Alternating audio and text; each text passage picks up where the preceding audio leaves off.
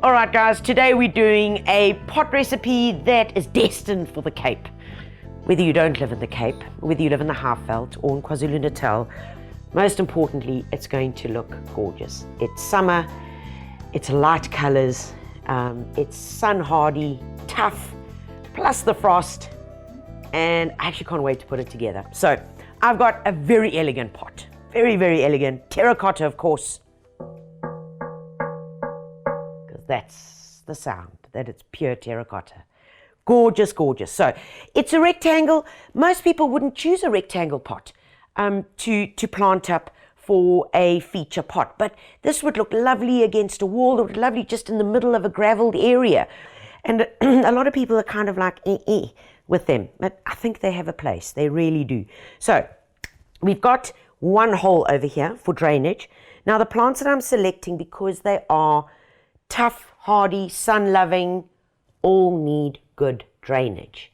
So I'm going to go a bit of an overkill on the drainage, which means I'm going to be using my crocks. We're going to put them to good use, and I'm going to be using an entire layer of them on the bottom to give us that very good drainage that we're looking for.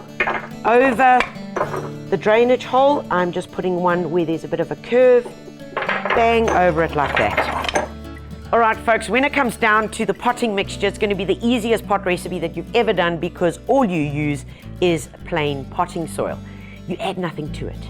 Why? Because anytime you are planting anything that looks like a protea, whether it be a pincushion, a chamaeculium, it doesn't matter. You never add anything to the potting soil. The only thing you would use is an organic plant food when you have planted them. So no bone phosphate, no bone meal, no superphosphate, nothing like that. If you do that, you are sure to kill them very quickly. So taking the potting soil, we're going to add some in. All right, that should get me to halfway at least. Perfect, perfect, perfect. Take my hand and just firm it down. Nicely done. All right, okay, let's go to the plants because they're spectacular. Guys, she's gorgeous. This is a beauty of a plant. One of the Protea family. Look at the lovely grey foliage, almost a reddish stem, and an absolute beauty. It's a leucospermum. Leucospermum, you get leucospermum leucodendron. Leucospermums are the pincushion variety. You can see it's got these little outer flecks here, so it's not going to be that typical Protea look. They are spectacular. They've been grown and sourced as fantastic plants that'll cope all over South Africa. And the most important thing you've got to remember with these is, of course, nothing in the soil when you're planting them. And for the first 3 months, do not let them go without water for excessive amounts of periods.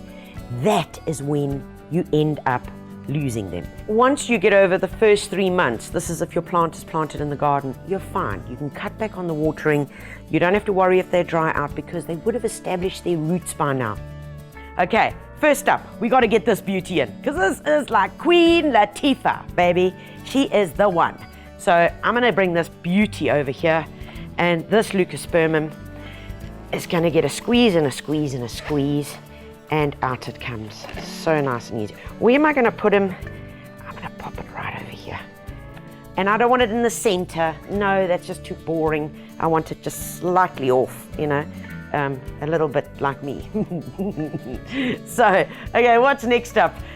Folks, I'm going to go with this awesome crassula. This is Crassula ovata. It's called Sunset.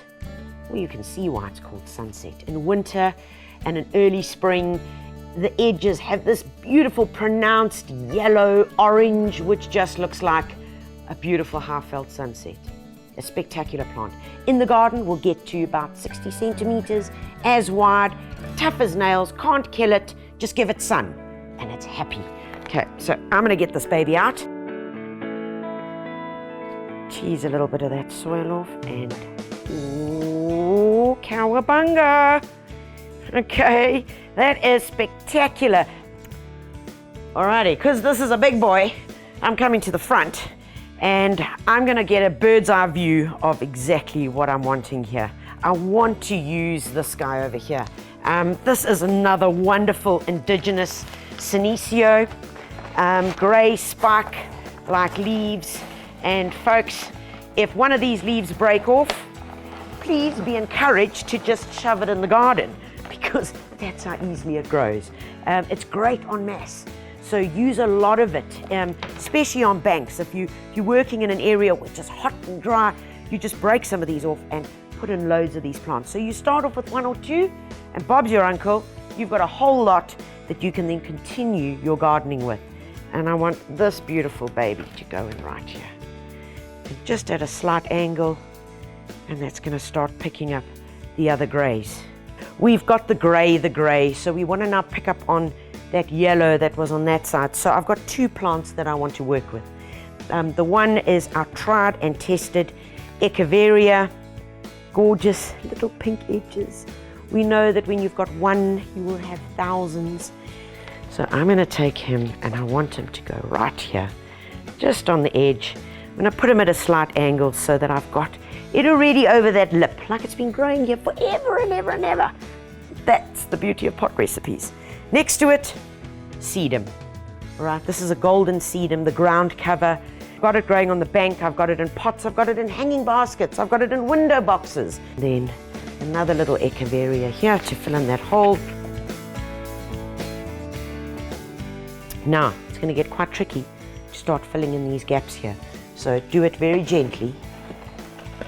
Small amounts of soil on your trowel, very small amounts, and get in there and just feed it in. Don't rush it, guys, don't rush it.